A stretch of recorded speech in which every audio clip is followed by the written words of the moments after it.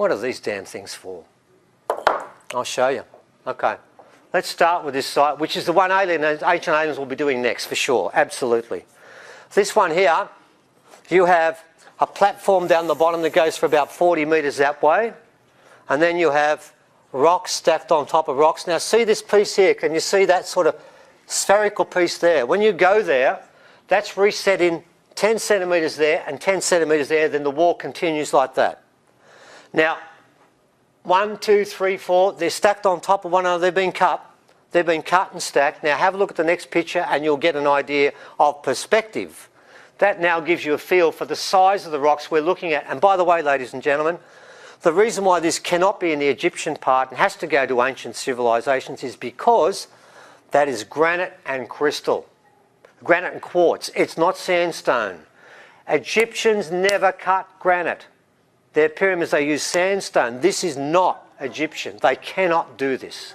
So we have to go to earlier technology, more sophisticated than the Egyptians. And what we've got there is you can see the rocks there, and that one there fell off there. Now, this is where it gets interesting. And this is why ancient aliens wanted to take this picture here. That rock, there is the rock that sits in the creek. There's the main rock there. That rock is separate to both of them. It is the same distance apart either side. We believe it's been cut and slotted inside there. I don't know why, but I can tell you now, that rock is not that rock, and that rock is not that rock. And it's the same on both sides. The gap is exactly the same. Now, how that happened or why it's there, it don't make sense, and I've never seen nature do that before. Move to the next one, please, Evan. There's a point where they join up to give you an idea what's taking place with these rocks. They do join up. Now, what's really interesting is when you come into that site, there's a pyramid rock as you leave it, like that, and then there's a freestanding one in a grotto as you go in there. And they mark the beginning and the end of that site. There are too many coincidences there to call that nature at play. But we'll keep going because it gets weirder. Now, if you do walk through the bush and you find cube rocks like that, please tell me about them. We'll come and have a look at them. That's not natural. That is not natural. That would weigh about 2 tons. Again, granite and quartz. It is so hard, this rock, you wouldn't believe it. It's sitting on a gutter. It's been stood on top of that and left there. There are quite a few rocks like that. That one is the baby. Let's show them the father and mother together. That rock there, well, you'll get a better look at it later. If I was standing next to it, that would be my height, about there. It weighs about 10 tons. It's about 5 by that way and 4 by the other way. Next picture, please, Evan. What you're going to find, it's been cut sheer there. Go around the back, doesn't belong. Underneath there, you can see it sitting on top of it. It was put there. There is a piece on the side. There's a rock that sticks out where the second rock sits and has been taken away. That rock has been placed there with these. This is what they're supposed to do, to lift up rocks and move them. On the side there, that's rough. On the other side, it's rougher. How do they get it in there? How do you get people to pick up a rock that weighs 10 tonnes and jimmy it into that place? You won't, because they'll all be underneath the rock. They'll be dead. Okay, next one, please, mate. Now, interestingly enough, this section here, you can see where the damage has taken place. There is the strongest archaeological proof that this is actually an artificial construction. As strong as all those other things were, I was still being sceptical until I found this. That one for me was the crux, because that rock is bigger than that rock and it's been placed on top, and the same with them. These rocks are smaller, they are bigger. Nature doesn't do that. They have been stacked and placed. Now remember, these rocks are all at least 2-3 tons, and it's granite. And then you look back from the side where we are and you can see what took place here. Here's some of another part of this whole complex. What I'm showing you are 2 different complexes. The shrine was the first one. This is the second one here. And it goes back that 10 to 12 to 15,000 years. We reckon that went down in the last time the civilizations fell, about 15,000 years ago. Now, we're going through this quickly because I do want to get to the rocks at the finish here. That cut there and another rock there, ladies and gentlemen, I've shown this to my geologist friends. There's not one geologist in the country who will tell you that's natural. Someone's been doing this, and it's all in the one place, and it's all on the same creek, and it's a bugger of a place to get to, isn't it, Evan? Oh, it's shocking. Lovely. I really enjoy. We lost a few people on the way. Yeah, 4 out of 6 got injured. One lady knocked herself out and fell because we're walking on a creek bank and every rock was different. And once you put your foot on it, they move. So we had one lady that knocked herself out. She wouldn't go any further. We had another one that sprained her ankle, but she said, my ankle's getting better now because I can't feel it anymore. Another guy, Adam, was bleeding on both his feet because he walks in bare feet, but this ripped his feet apart. His eye made it. Yeah, right. Yeah, I bled all over the place. He was fine. Everyone else in our group was buggered by the end of it. It knocked us all over. But ladies and gentlemen, that's ancient civilization, and it ain't Egyptian. We're going back now. We're going back to the times when the original people were part of this still. I'm not sure whether that's when they gave it up, but we don't know how old it is, but it's definitely not normal. Notice in the back, another one of those rocks, they're all over the place. These square rocks that have been cut were done for a reason, but we don't know what it is. Because remember, the rocks have a power. We're going to a new place we haven't done before in years. Okay, let's talk about that time, those earlier civilizations. We're lucky. Well, not lucky. It's a crappy place, isn't it? We stumbled onto a place up in the Blue Mountains, I won't tell you where. We knew about it in advance, and when you go there, it's what's called Category 4 sandstone. If you know what that is, you can pick it up in your hands and you can crumble it in individual grains. And amongst it are these constructions, which my geologist friend tells me are Category 1, and he doesn't know why they're there. Well, they're gutters. Next one, please, Evan.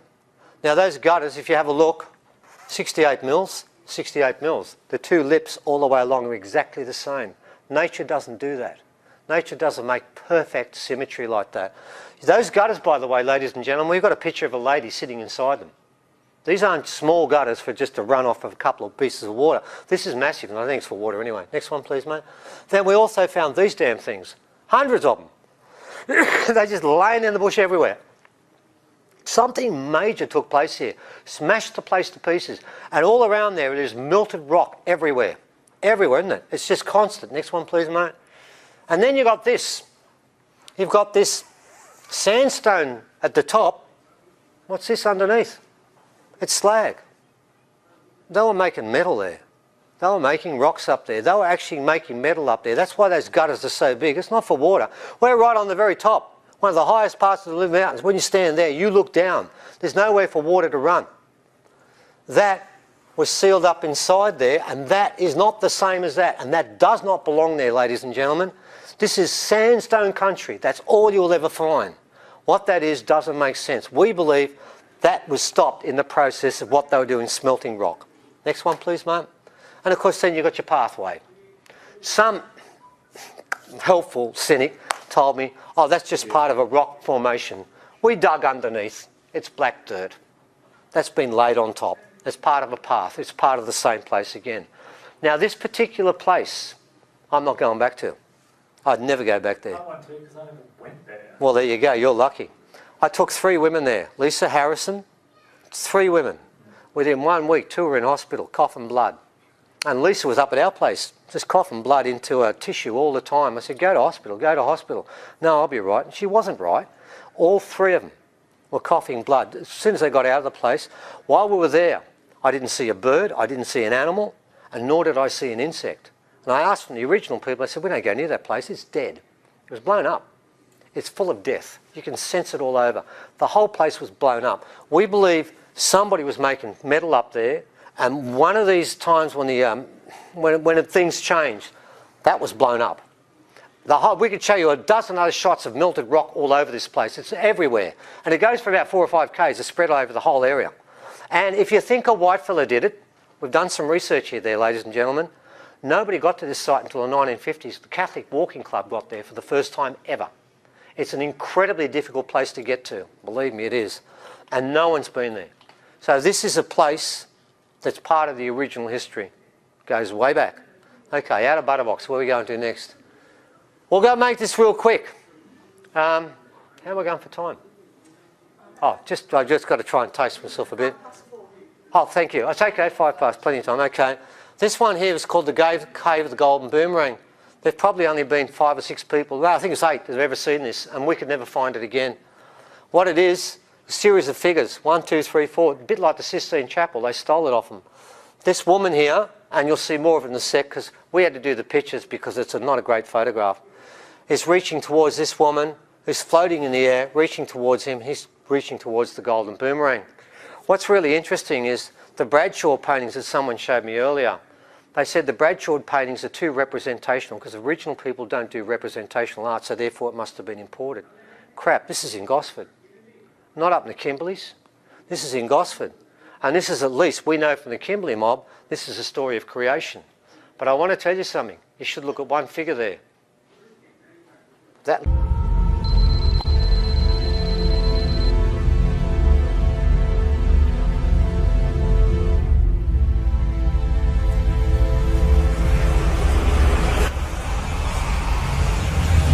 little baby.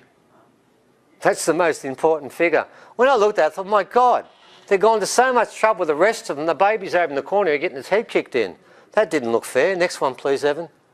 Now, there's some of the engravings there. You'll see it now. See the band running across there and the cross there? There's the woman with the dreads. That's unusual too. They are dreads. They're coming down. You can see them. Next one, please, mate. There's the first woman. And it is a woman. You can tell by that. This is representational, ladies and gentlemen. This is full-on representational. Aboriginal people don't do this, so they tell me. Reaching towards there. And by the way, she's got a little fingers there too, reaching across there. That's 25 by 8 metres. Each of these figures here is about this big, larger than life size. Where's this stand? Sorry? Where is it? Yeah, in Gosford somewhere, but you could give me $1 million, mate, and I'd get out there for a week and we'd never find it. I've got no sense of direction in the bush, mate. I'll get lost anyway. Next one, please, mate. Right, we're going to skip the healing table because some of you people in the room know about this, and we'll leave it for now. All I can tell you is above the glyphs is a portal for women. That's all you need to know. And you can ask people in the room, because quite a few people know about it anyway. Some people in this room have laid on it. There's a picture of Robin laying on it. There's a picture. By the way, it's a normal camera. There it is there, the blue starting up. There's a picture a couple of seconds later on the same healing table. It is a portal, and it is for women only. The Gympie healing table, I think we're going to have to say goodbye to Gympie and Graham Hancock. We'll skip it all. So we just don't have the time for it. There's Graham in a serious look. He reckons, by the way, the rocks there are the same as the rocks at Machu Picchu.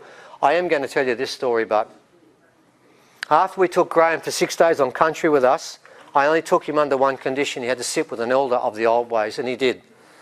Kano. I'm going to tell you a story, and you can ask Graham if you meet him one day, and it might sound like this couldn't be true, but it is. Kano, he took Graham, and he told Graham, when you come here, I heard you're very important. He said, you're nothing here. You're a child with us. You consider yourself a novice, and he was quite happy with that. And that night, we sat around, didn't we, Evan? Yes. We sat around. And I'm sitting here trying to make my breakfast or dinner or something. Dinner in the dark. Dinner in the dark. I'm trying to make it with, I couldn't see a thing. All of a sudden, out of nowhere, he appears. Old way. Loincloth, all the different markings, all these totems marked out. And he starts singing, didn't he? Yeah. And he does that whispering song, doesn't he? Yes. Oh man, that whispering song. That's amazing. Anyway, he's doing all this stuff and he's telling us stuff and he's talking about the old way of doing things, talking in language and telling us what he means. Then when he's finished, he walks back one step. We're all watching him. And he walks back the second step. He's gone. He's completely gone. Now, we're sitting around in a fire pit and it's all blue metal gravel. When you walk on it, you can hear every footstep. Half a second after he's gone, there he is, probably 3 rooms up, standing there with a big smile on his face. Huge smile on his face. This time, Graham hadn't shut his mouth, had he? It's still open like that. What the hell's going on here? We went up later to Christine and said, we've seen him do a lot of things, but not that before. And her answer was, yeah, nor have I. Then I asked Kano, what did you do? And all he would tell me was this. He said, It was cryptic. always cryptic, he said this, I come from both places. That's all he would say. Did he disappear? Absolutely, without a doubt. Well, let me tell you another story about Kano while we're doing that, give you some proper blackfella magic. On one occasion, I went out to a cave and Auntie Bev was sick. She couldn't come out because we always get initiation before we go out. So I did a different initiation. I didn't smoke myself. We went back that night, got a phone call from Kano, Kangaroo Island, 3,000 k's away. He says to me, you've been on country today, haven't you? I said, yeah, but I didn't tell you that. You don't have to. He said, you didn't smoke yourself today, did you? I said, no, we did another ceremony. He said, don't tell me about that. The kangaroo told me. I said, what do you mean? He said, I've got a red kangaroo right now telling me everything you did. He said, you didn't smoke yourself this time, did you? I said, no. He said, well, if you go out in the country again and you don't smoke yourself, you're dead. I thought, okay, fair enough. By the way, every time we've gone out in the country since, we've always smoked ourselves, without exception. Always. But I want to make the point, when we left that cave, an owl flew out and left a feather behind. The owl went and told another animal, that told another animal, and the long and the short of it is, as much as you may not find this as possible, they told Kano, and Kano knew I hadn't smoked myself as long country. Now that is the old way of doing things, and that's the way we should be chasing up again. Anyway, let's move on, go past that. Right, we've got a little bit of time for this, but not much. Okay, let's move through this quick. Let's just do a couple of them. Right, this is probably the most important one, and I'm going to stick with this. Look, as you know, we've got about 250 rocks at the moment. I brought about 50 at the moment. I can't bring them all because there's just too many. I can tell you these rocks are considered incredibly sacred. Some of these rocks are part of what's called the Star Rocks collection. I've got a video, we've now got some information that was given us by the elders about that. We'll read more about this. I'm going to tell you about this rock alone, and we'll leave it at this one and we'll go on to some other stuff. First of all, it's been cut. Every line on this has been cut. You've got to understand it's been cut. It has not been chiselled. Secondly, you've got to look at the fact that when you go to the next one, please see that thing there. Can you go back one, please, mate? That thing there, that's an infill. Someone has actually put things in there and stuck it in. This is over 10,000 years old. Superglue can't do that today. There's an infill there, and there's one at the back there. The geologist picked that up, not me. He said that's been stuck in there, and it's been sitting in there for 10,000 years. So that's an infill. There's so much technology on this rock that it's really hard to keep up with. Next one, please, mate. Next thing is, see the angles. We've got Dr. Derek Cunningham working on the angles in other parts of the world, and we're going to show you something quite amazing about this in a sec, where we're finding the angles are being shared. There are certain angles that are shared around the world because there's a common language, the first language. We all spoke the same language. You know that story about the Tower of Babel? There's something in that. Next one, please, mate. Now you've got a connecting side with this marked rock. All of the rectangular rocks, we've got 5 rocks like this, rectangular rocks. They always do the same. Narrative, narrative, connecting side, blank side. All of the rectangular rocks, there are ways these are done. Next one, please, mate. And then you've got this side here, which is where we place our thumb when we hold it. These are meant to be held. Some of these rocks are meant to be pointed too. Moving around, please, Evan. Then you've got the next side. Now, I think there are angles coming up on that, aren't there? Ah, yes. This is where it gets interesting. Well, look at the angle that repeats itself the most. 33 degrees. This rock was found. It's also, the Freemasons love that number too. Isn't that funny how someone said before they could learn, the Freemasons could learn off the original people? No, the Freemasons learnt it off the original people. This was found at Carryong. Do you know what the degrees of latitude for Carryong is? 33. Coincidence again, of course. Many coincidences here. Oh, look at this. Here's 2 other rocks. This is a Calgary rock. It has 21 markings there. 19 are on this rock. 19 are exactly the same. Next one, please, Evan. Let's go to Bosnia. I'm sure you guys have heard of that. You've probably heard of Dr. Samir. We've been in contact with Dr. Samir, and he contacted us about this rock. It's gone around the world. He said, we got a rock. Show them their rock, Evan. That one there. It's marked too, and it's got lines. Why don't we measure the angles? So off we went, sent it off to Dr. Derek, and lo and behold, he did up the angles. He got 15. Do you know how many are on this rock? 15. 15 to 15. That's a 100% match between the angles on there, and I'm talking about angles like 6.511 degrees. I got that here. What are the chances that there are 15 angles here, and there are 15 angles at Bosnia, and I got 19 out of 21 in Calgary? This is a global language. We write about that in our book there. This is a very important point. You can't argue with mathematics. The maths tells us something here. The numbers match. How does Bosnia match with Calgary, matches with Carryong? Because this is the Rosetta Stone. And I'll tell you something more about this stone when we're finished. I'll tell you about the original part of this story. Oh, ladies and gentlemen, that's Washington's road map. It's also on this. It's the same thing. Washington road map, we got it here too. Now you're starting to see a pattern here. This rock, this is why this is going back to the elders, this one. Next one, please, Evan. Right, now there's how the rock looks, the first one like that. That's the complete thing. Now notice these lines here, the middle lines, will join another line, even though they're not touching. This is so elegant. Now, before we move on, now let me tell you the original story with this, because it's more important than that. The original story, and you guys will like it because it actually comes from the stars, is this. Kano told us his story. He said long, long ago, when the original people were here, two totems represented us. It was the eagle and the crow. Eagle and the crow. And then from space comes another group called the goanna. Now you've got to remember, original people talk about all totems in form of animals. The animals represent people too. They don't see a difference between animals and people. They think they're the same. I know that's a ridiculous idea. Right, this is what happened. The goanna wanted to come with his spaceships and come to the Earth. The sea eagle and the crow said, you can't come. So they fought, and they fought, and they fought for weeks. And finally, the crow worked out that it was in their interest for the goanna to come from space. So he then joined in the fight, and they defeated the eagle. And according to Kano and the elders, that when they came here, the goanna scratched the commandments that we're to live by on this rock.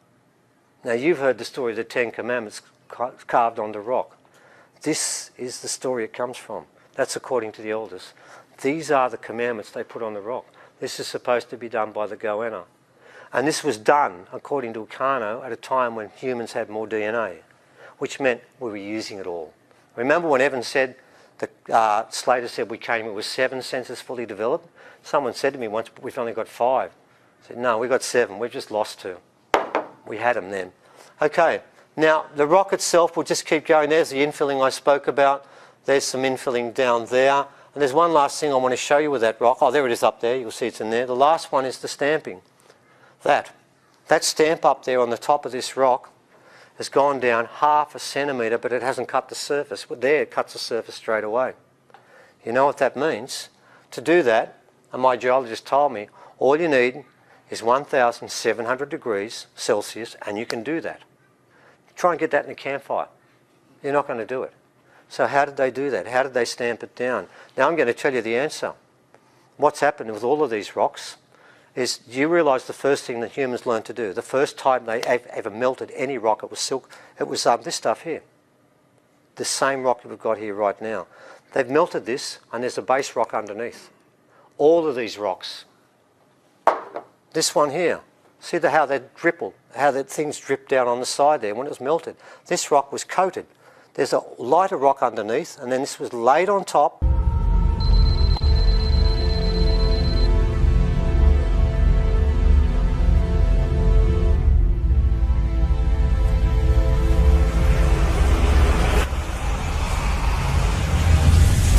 And then melted on.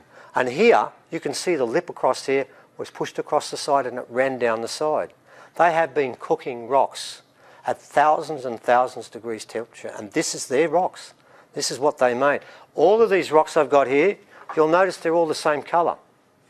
You've got the stuff on the top, and then you've got a rock underneath. Every one of them will have a colour underneath. This particular rock here has got a hole that goes all the way through the rock, and it's all the same rock, and it's not the same on top. These are 2 different rocks melted onto one another, which gives you an idea. When I say that there was technology here we haven't reached today, yeah, here it is. It's all over the place. Keep going, please, Evan. We're going to skip a few of these rocks now. Rosa's Rock 2, an amazing rock, which is this one here. Very quickly, notice, as I said, they're all the same. They're all the same. They're all been done the same way. They've all got silkwood on top. Okay, and you've got beautiful thing here. You can see the cut. You know, I said they cut it in one line. On this one, you can look at the cut line run all the way around the A. You can see the cut line. I'm not making this up, guys. It's one cut. You can look at it. There it is. It's continuous. No chiseling here. These guys are using technology now that is really deadly. And on this side here, it's been held for so long, it's worn away. Held like this. Finger goes like that, and that pad's worn away. This is ancient. And it goes back to a time when we had 7 senses, and we're going to have to go through this quickly. In fact, what Evan's going to start doing is just whiz through the rocks. Go. There's the side I spoke about there. Keep to the next one. That's how you hold it. We're just going to go through a few here. That side there's got a star map there. I think he's going to do a close-up. each of those pecks has been put in as part of a star map. There's so much of this language. There's so many different ways they mark them. Keep going, please, Evan. We're going to have to erase through it. Keep going again. Then we've got the rock there with a big hole. It goes right in the centre there, but it's all the same. It's much coarser. You can scratch that. I won't, but you can take the grain out so easy because it's not the same. They melted it on top. And then you can see where they put the chips at the back there. That's the proper rock. Two different rocks of completely different constituency and makeup. Next one, please. There's number 5 I started to show you. Keep going. And there's that section that's actually melted there. And by the way, ladies and gentlemen, in case you didn't know, on the top there we have Corona Borealis. It's a star map. That one there on the top, and I think there it is there. Dr. Derek found it for us. There it is on that piece there, up the top on this piece there. So it is a star map. It's also got the Pleiades and Orion on different parts. And of course it did have to have Pleiades in there. That wasn't obvious. Okay. Number 10, fascinating rock. Somebody says this is like a sort of a Tibetan stupa sort of setup because it's got these imprints, ridges that raise up on this side, that side, and down near here again. Ridges have been ridged up on there. I don't know how they've done that, but it's a new thing again. Then they've got this sort of effect here. And the reason why this is all gone, it's meant to be held like this. My fingers and my hand have rubbed all this away. The only part that's not touched is the top part. Interesting rock. Next one, please. I'll skip the infilling. That's the biggest infill I've ever seen. There's a little tiny rock there. 15 different marks on it again. Tiny one, rectangular one. Again, one clean side. The little rectangles always have a clean side. Keep going quickly, Evan. I forgot to bring that. That's from Wisconsin. My wife sleeps with it every day because it's a healing rock. And guess why we've got it? Same chert on top. And then it's got 7 layers of rock underneath. And look, you've got a different colour underneath like all the others. It's the same technique. We're working on another rock right now in America. Same as these again. And we'll have that up soon. Skip Dr. Gemma's mark rock, and we'll skip that one too, Evan. Where's the little... Oh yeah, there's an interesting rock we found. There's Mount Chincogan, and that's the rock we found. It's the same shape. We know it's Chincogan. And there's... And actually interesting, when you do that one, it looks like a map of Australia. When you put all the sides together, it looks like an old map of Australia. That one's interesting. Tiny little ferret. This one here. But that's a nice piece of work here. That's just been cut into one side. You need fine tools. The toolkit that these people have is massive. Okay, next one please, Evan. Yeah, we haven't done that one. Keep going. You'll see that they're different all the time. That one there is by Uncle Marbuck, isn't it? That one has actually got... That's what it looks like when you get it. It's a star map. It's a grid map. Now, Uncle Marbuck chose that rock. Until he died, he kept that rock with him. He said that was part of the Star Rocks collection. Most of these rocks are star rocks. That's what they're called. Some of these aren't. They come from different parts. But the great majority, they've been looking for this collection for 50 years. It was all in private owners. That's why they couldn't find it. Next one, please. Oh, that's just pictures of rocks. Keep going. Some nice pictures by Smith. Oh, right. Okay, they'll like this. Right. Now, I haven't got quite to the alien story, but I will now. Okay, now we are complete. This is where we get into trouble. Big time. We get smashed for this because we're going to tell this story regardless. Okay. I believe those Star Rocks collection is made by the Pleiadians, but people could convince me it could be made by people. I'm going to wear that. It's possible. Now we cannot go to people anymore. This stuff is either made by people that relates to aliens or was made by them. The first one I think was made by the aliens. That's this one. That particular statue was found in Papua New Guinea at Mount Hagen. We know the lady who went and did it. They went with a mother who went and worked in Papua New Guinea, and unlike all the other ladies who had PIMS at 5 o'clock, she went and walked out in the villages and learned Pidgin English and started to talk to the people from Papua New Guinea. She did that for a couple of years and they won their trust. They said, go up to Mount Hagen, there's something up there. So we met the son who was 10 at the time and Tracy was 5. They still remember it. And they came out, their hands were shaking when they brought this out. They said, this is not ours. It comes from a time long before True. I'll get to that. Do it now. See that? See that hole there? That goes in that far and is a perfect cut. It drills into the neck. It's a clue for me. Now, Papua New Guinea. Let me tell you about the people in Papua New Guinea. Wide noses, wide features. This is so non-Papua New Guinean. This is something else again. They do not have the elongated head like that, but the beauty of this is, the most important part of this story was, that wasn't all she showed us. There was more. Not only that, she showed us this. That, okay, the bird of paradise, 3.6 kilos, it's been scratched and cut. Yeah, fine, that's technology. That's okay. Next one's better.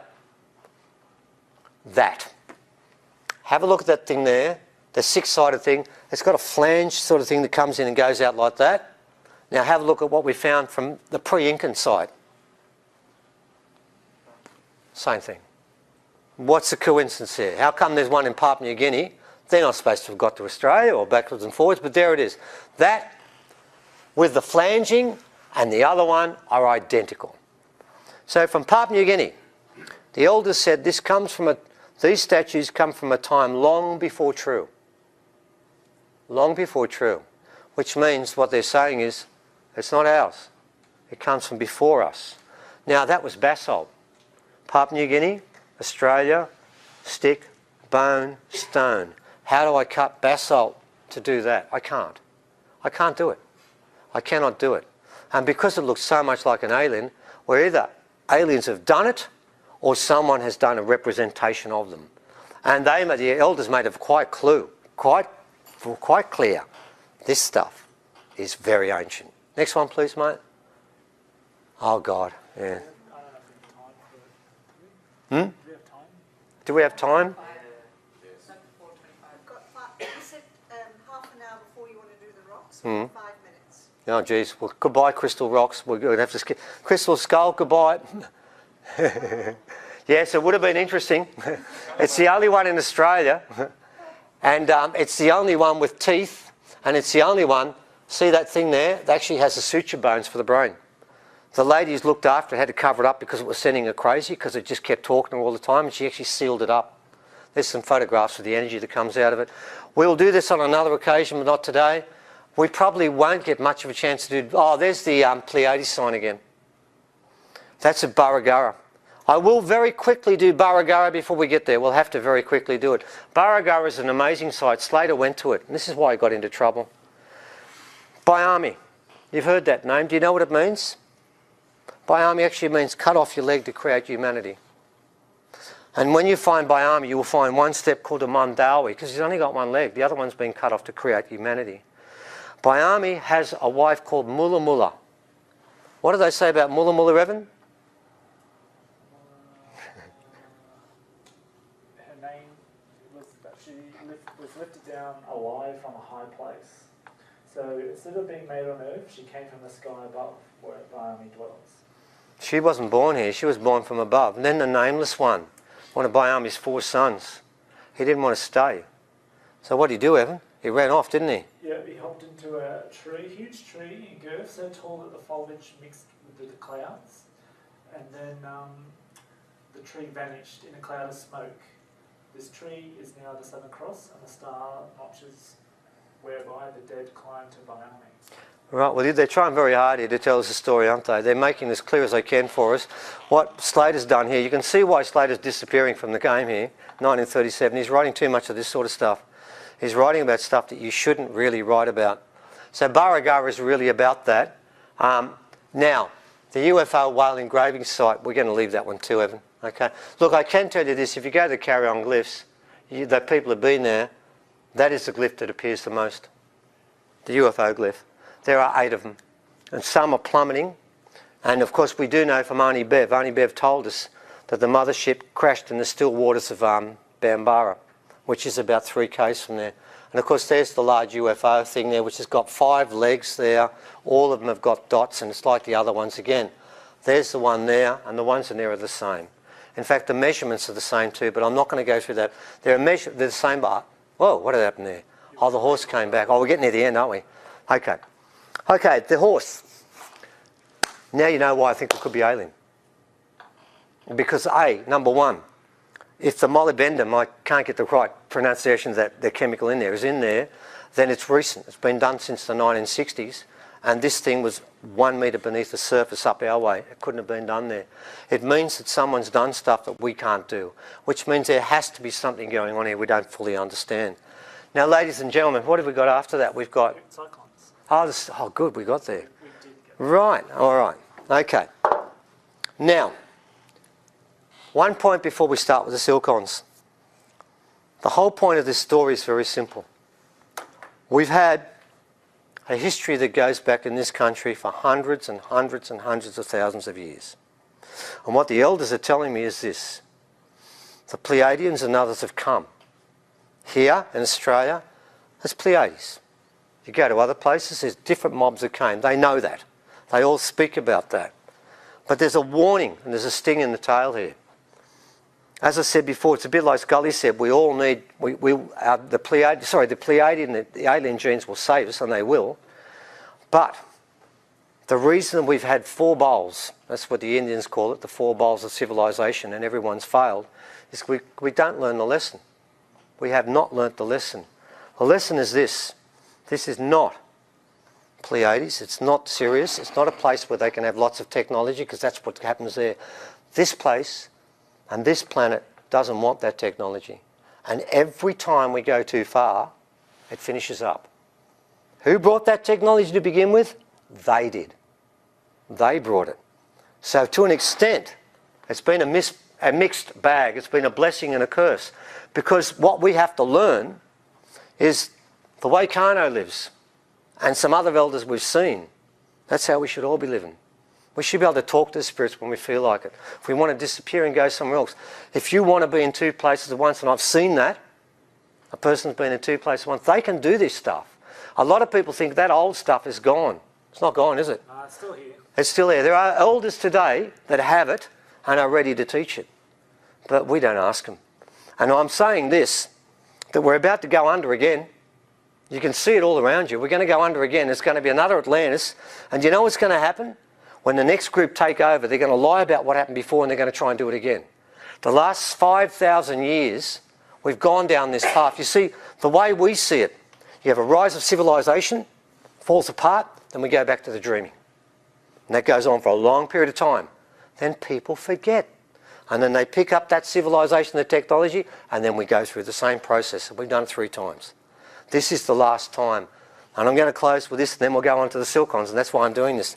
The elders have told me this. This year, they're going to put some rocks and some sticks. This is one of them in the ground. And when they put those rocks and sticks in the ground, we're all going to feel it. We're all going to feel it. It's going to affect all of us. I've seen Uncle Rex put one in the ground, haven't I? Uncle Rex put a stick in the ground 3 years ago in Darwin. I know some people were there. It was at a park. Everyone bar 4 people collapsed when he put the stick in the ground. They raced people off to hospitals in Darwin, all over the place. They had him in every hospital they could, hundreds of people. They all woke up at exactly the same time and said, what am I doing here? Uncle Rex said what he did was just lift up the elevation just a little bit with one stick.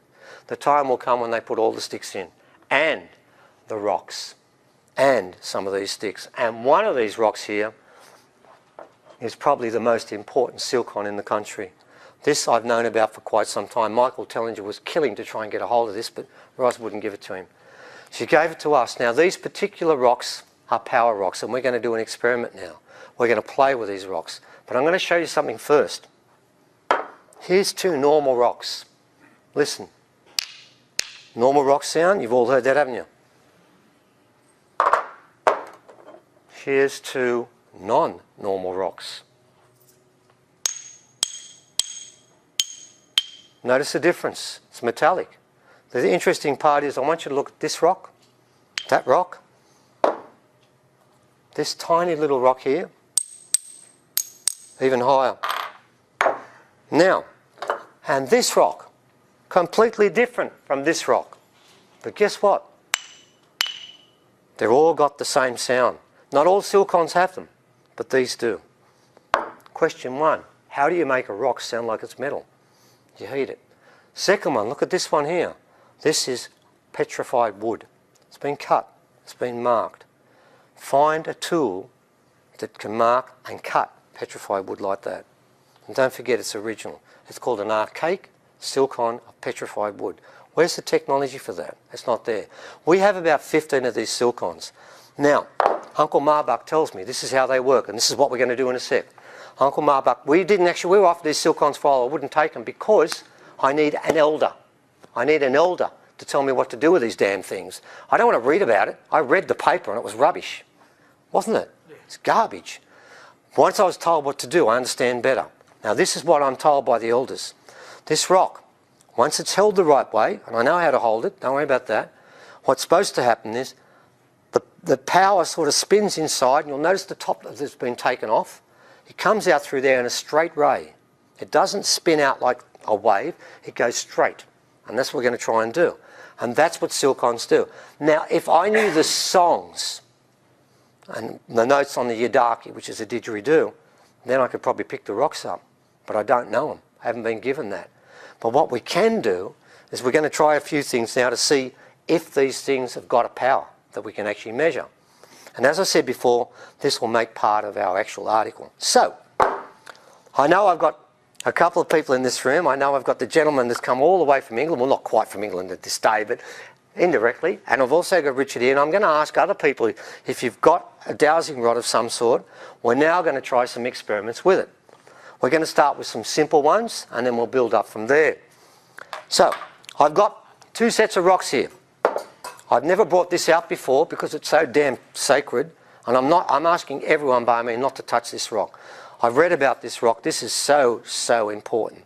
It's a magic rock, as is this one here, but they're different. We're going to play with the silkons today, and what we're going to do is, we'll pick this up and move across a bit. We're going to move this up across a bit, and we're going to use the front area here.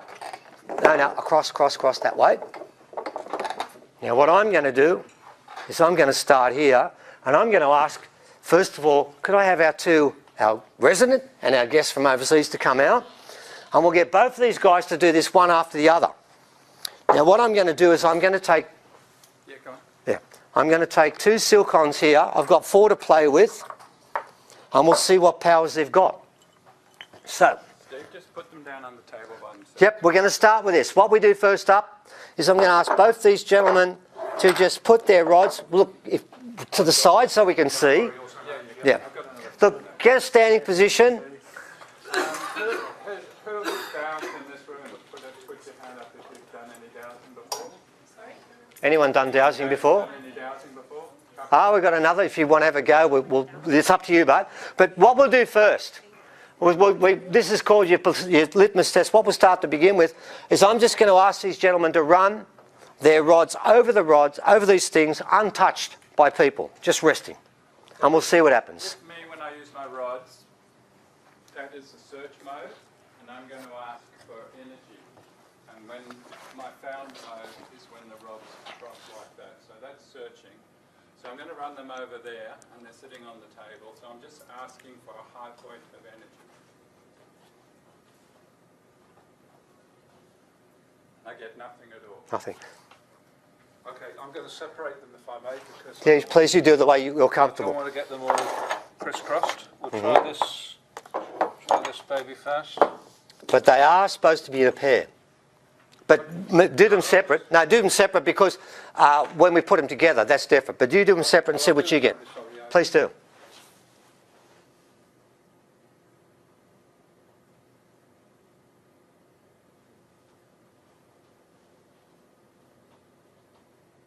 It's interesting.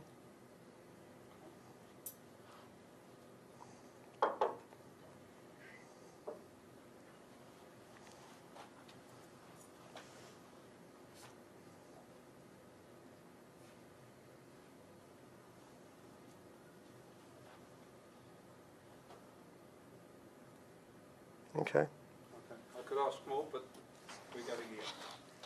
Let's go for the next one. Yeah, you just hold them, Steve. Hold them now. Me? Yeah. Hold them. No, hold this. Oh, good. That's what I didn't want to do. Okay. Now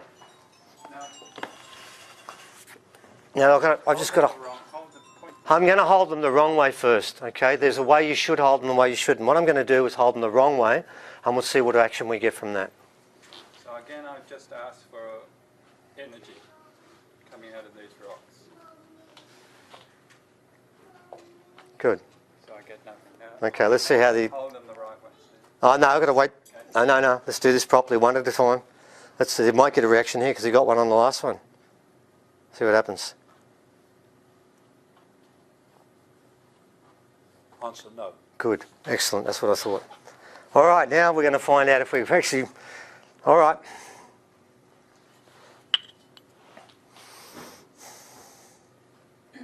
Hold them up. So again, They have to be held up. just asking for a high point of energy. Mhm.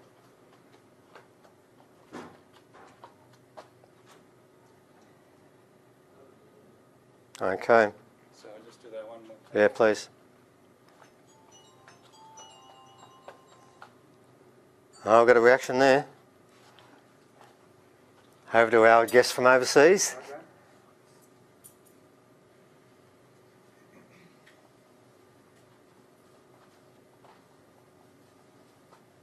Shit. And each time they cross smack dab over the rocks, not coming up or going below. Okay. So if I test that and I step back, you see the crossover, it stays, and if I come towards you, it stays. Let's risk it now. Let's get you guys back a long way. Let's try from a distance. Can I throw my pendulum? Please come on up and put it on there. That's the whole point of this. No idea what will happen. Well, let's just find out what happens. Smell it, seriously. Well, to me that's clockwise, it's positive. Positive. Right. Excellent. Thank you. All right. Gentlemen, now I'm going to point it at a point here. I'm going to try and aim for that camera there. Do it two ways. Do it with the rocks close together, first of all, like that. Yep. So again, I'm just going to ask for, put them down a little more parallel. I can't. I've got to keep them up slightly. Again, I'm just going to ask for a energy. Okay, so I won't even look where you are. Shit.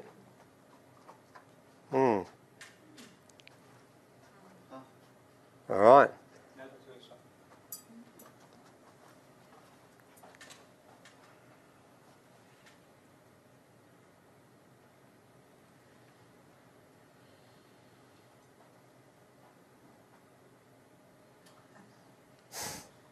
Give them a try.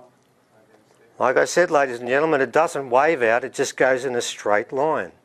Now, the idea is that under the right conditions, the original people, if they could sing this and get some more action on this, I don't know how far we can go back on that. What we might try is, can we try some... One more thing. One more? Oh, yeah. Hold them as wide hard as you can. Oh, okay. I'll go for it.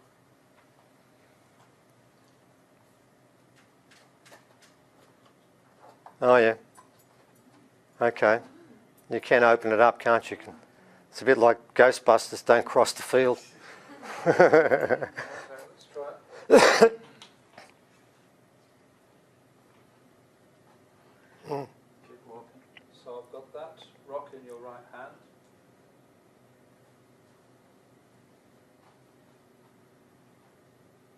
Left hand.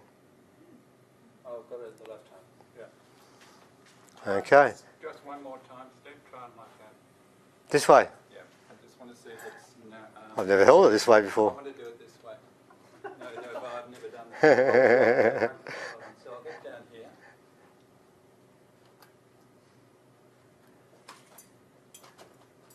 Just there. Okay. Still works because I'm... So, This is not quite as good, but... let's take a minute. No, hold on the same way. Okay.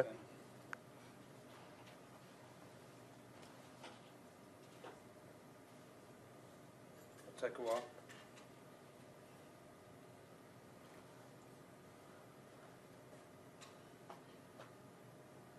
Okay. So stay where you are, and I'm going to come up in the search position and see if we get a yes as we go past. Here it comes. Hmm.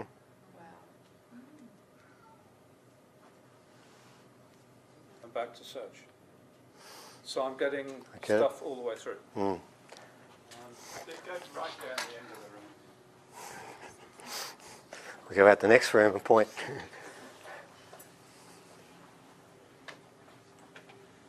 for it. Okay, still going.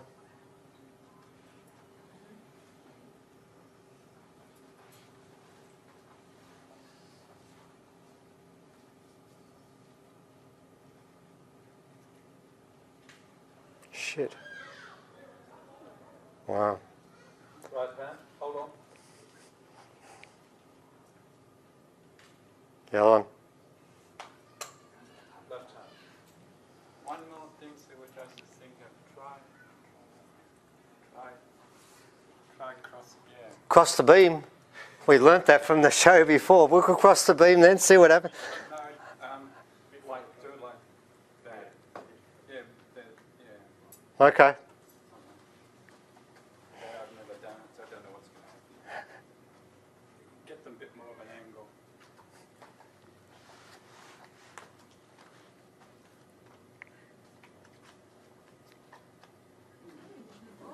I'm Okay. going to come at you this way, All right. okay, in case we've got your lines intersecting.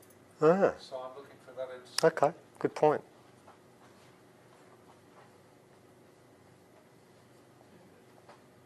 Yeah, that'd be about the point of intersection too, wouldn't it? Yeah, looks Yeah. yeah, there you go. All right, ladies and gentlemen. Something's happening there, isn't it?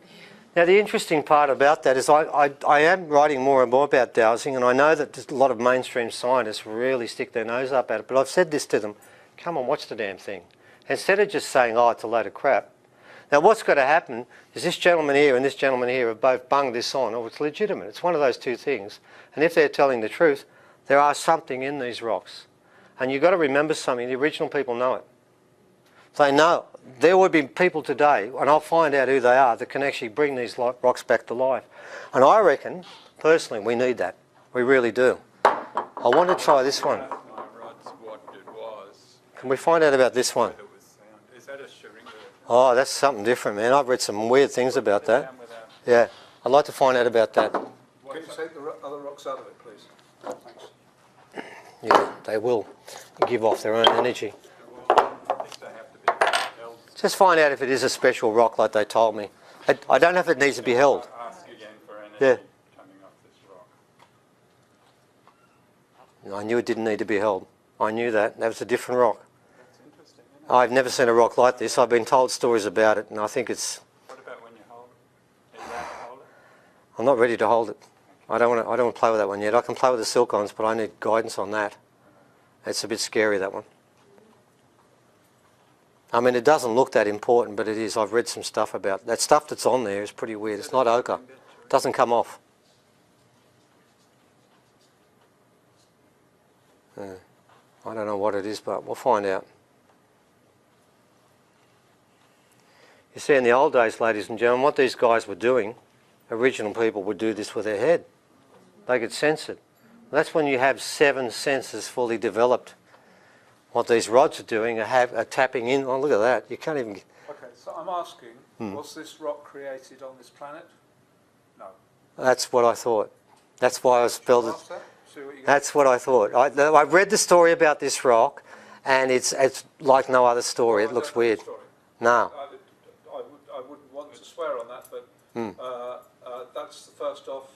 I'd want to come back another time, ask keep again, doing. ask more. Yeah. But that's the first off. Well, with me, this is my yes answer when I ask a question, and that's my no answer. So I'm asking. Oh, so in case you're confused, this is my yes.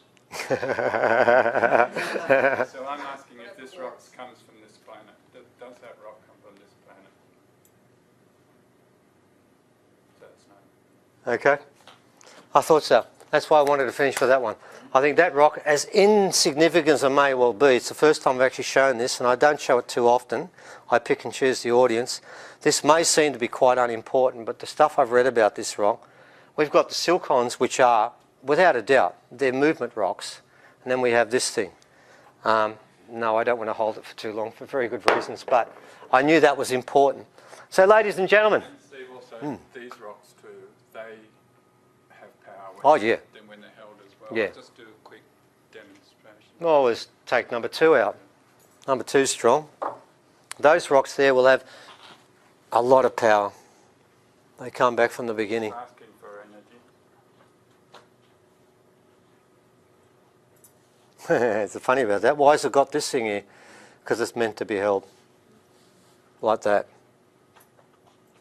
See that, ladies and gentlemen? A lot of these rocks work silica and skin together. They're both supposed to be, it's a combination of the two things. This rock, as with others, is meant to be held.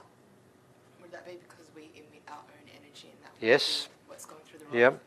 Yep. Many of our rocks have got perfect shapes, lovely four-sided shapes, and they'll smash a bit off. And people say it's an accident. No.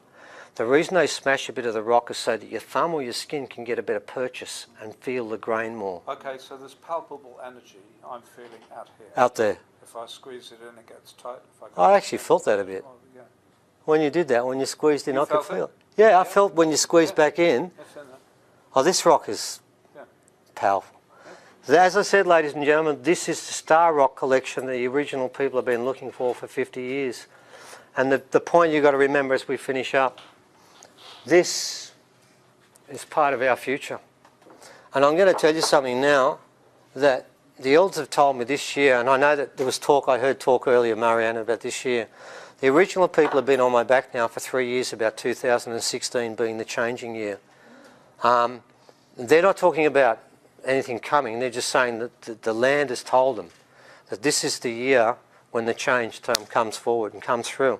And they believe that, yeah, we had 10 generations. They had a prophecy, 10 generations, and on the 11th they would take the place back. They will take this place back, and what they're going to teach us is this stuff. And you know what? When they start doing what I know they can do with these things, we're going to stand back and look and say, I get it now. I understand what you guys are on about. They are our custodians. And I'm going to close with this point. When the different, and let's be honest about this, it's not hard with this group, but it is with others. When the different aliens came, they all came with different agendas. And I'm not going to pass judgment on the other ones. I'm going to talk about the one here. The one here was the Pleiadians created something they could incarnate into. That's why the original people say the Pleiadians are our countrymen. They don't say that they're our guests or our visitors. They are with us. Uncle Jerry, when he hung up, he always finished by saying before he passed on, don't forget, my grandmother told me the Pleiadians are our ancestors. Never forget it. I said, I won't forget that, Jerry. And he reminded me that every time. They left some gifts in here. These rocks are their calling cards. What we need to do is find out what these rocks have got to say. And when we do, we might find out what we're supposed to do next. I don't know. I probably will never work out, nor will ever work out exactly what it says. But I can tell you, this certainly is a gift from the gods. And the gods are, remind you of this, they are sky heroes. Now, I can tell you now the sky heroes believe in a creation god too. They don't think it's an issue to fiddle around with genes to create a car for the soul to go into, because that's all this is, it's a car. They understand the story about the soul. But I'm going to close with this, and I was going to close with this. I think you know what I'm going to say, Evan. I'm going to finish by telling what Uncle Marbach said. I think it's very important for you guys more than any other group. That's why we're going to finish this way. I said to Uncle Marbach, okay, the Star Rocks collection, all this stuff you've been talking about, I don't get it. I said, I honestly don't get why they bothered coming here. I said, we are, the last 5,000 years, all we ever do is fight each other and kill each other. We spend money on hurting each other. I don't see what they want from here. And he stood for a while, because they normally don't answer questions. No, they don't. They don't, but this time he did. He said, okay, I'm going to give you an answer, and I normally don't give answers, but I will give one this time, and I'll show you what he said. He said, I want you to think of Dr. Spock. And I said, why? He said, I want you to think of Dr. Spock as being typical of the mob who are coming. Now, he said, the Pleiadians, just like all of them, they understand, Dr. Spock understood what was right and wrong, but could never work out humans. He couldn't work out our emotions. They were so weird to him. He could never quite rationalise why we do the things we do. He couldn't work it out. He said, that is the issue. He said, every other race works on intellect. They work on pure intellect. They sit down and rationally work out what the right answer is. Believe it or not, ladies and gentlemen, we are not Homo sapiens sapien. We're Homo emotional with a bit of sapien occasionally. That's how we work. Now, what they were interested in is one power we have they don't have. That's the power of love. They say that is the most powerful thing there is in the cosmos. And only we can access it. But we don't understand it. He said, if we understood fully what we're capable of doing, then I can quote a line from the Apocalypse of Adam, where Adam said to Seth that Eve taught me we were greater than the gods that created us. And that is what the Pleiadians were trying to do. The best of theirs and the best of ours. And together, they were going to create something better than each. Now, Marbach said, the problem for us is because we are so locked into either being hateful or loving, it's one of the two, it's either got to be one or the other, either like you or I don't. He said, we don't let that love really take over as it should. He said, but the aliens are waiting for us to do this because in this respect, we are their teachers. And we've had some great people through the planet. I mean, there's a lot of people who've got this and worked it out. That is what they're coming for. The one thing, they are all Dr. Spocks, and at the moment we're either cranky apes or we're giving love. We're doing one of the two. But think of this, and Marbach said this, he said Dr. Spock would never lay his life down for another person or being, but we would. We'd lay our life down for another person because we love them, or because of something we believe in that takes our heart and soul. They don't get that, and they want that. That's why the Greys tried to look inside to find it. But it ain't in there. It's not in there. It's somewhere different they've got to keep looking for. So that's the trick, ladies and gentlemen. As much as they may be technologically 5 times, 20 times, 50 times greater than we are, when it comes to the spiritual part, hey, Kano can disappear and ring me up and tell me what I was doing 3,000 k's away. That's what they want. That's what they want. They want what Kano's got. And believe it or not, every person in this room can do what he can do, if we only knew how. But it's there. And as Kano said, all we got to do before he passed on is turn on those genes. There's 2 sets of genes running around every human being on this planet right now. And inside every set of genes, you've got Pleiadian genes. You've got Syrian genes. You've got Denisovan genes. You've got Neanderthal genes. You are a mixture of everything. But remember, you've got human genes that can teach you love, and you've got the Pleiadian genes that have the wisdom that can get that love. And then we've got all the other things that get in the way. So our job is very simple, and what the elders have told me, it's got to be done this year. What they told me was this: if people don't work it out next year, next year don't count. It's this year. You have to work it out now. And the people you know that are hanging on the fence, go and talk to them, man. They haven't got much time left. Because when those sticks go on the ground, when those rocks go on the ground, let me tell you what happened. And I'll close with this. Everyone fell asleep that time. If they're not evolved, they won't wake up. When they put those rocks in the ground, they put the sticks in the ground. It won't be painful. They'll just fall to the ground, sleep, and they won't come back. And that's a very elegant way of finishing the story. That's what I'm told is going to take place. That is the history we've been talking about, ladies and gentlemen. And thank you so much for listening. And every rock was different. And once you put your foot on it, they move. So we had one lady that knocked herself out. She wouldn't go any further. We had another one that sprained her ankle, but she said, my ankle's getting better now because I can't feel it anymore. Another guy, Adam, was bleeding on both his feet because he walks in bare feet, but this ripped his feet apart. His eye made it. Yeah, right. Yeah, I bled all over the place. He was fine. Everyone else in our group was buggered by the end of it. It knocked us all over. But ladies and gentlemen, that's ancient civilization, and it ain't Egyptian. We're going back now. We're going back to the times when the original people were part of this deal. I'm not sure whether that's when they gave it up, but we don't know how old it is, but it's definitely not normal. Notice in the back, another one of those rocks, they're all over the place. These square rocks that have been cut were done for a reason, but we don't know what it is. Because remember, the rocks have a power. We're going to a new place we haven't done before in years. Okay, let's talk about that time, those earlier civilizations. We're lucky. Well, not lucky. It's a crappy place, isn't it? We stumbled onto a place up in the Blue Mountains, I won't tell you where. We knew about it in advance, and when you go there, it's what's called Category 4 sandstone. If you know what that is, you can pick it up in your hands and you can crumble it in individual grains. And amongst it are these constructions, which my geologist friend tells me are Category 1, and he doesn't know why they're there. Well, they're gutters. Next one, please, Evan. Now, those gutters, if you have a look, 68 mils. The 2 lips all the way along are exactly the same. Nature doesn't do that. Nature doesn't make perfect symmetry like that. Those gutters, by the way, ladies and gentlemen, we've got a picture of a lady sitting inside them.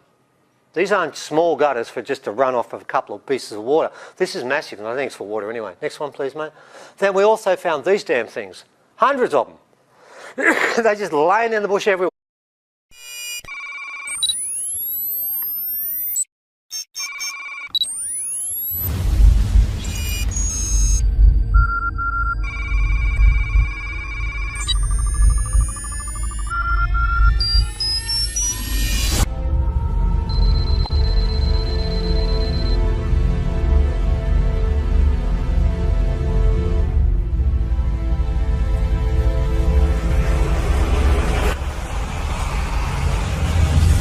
What are these damn things for?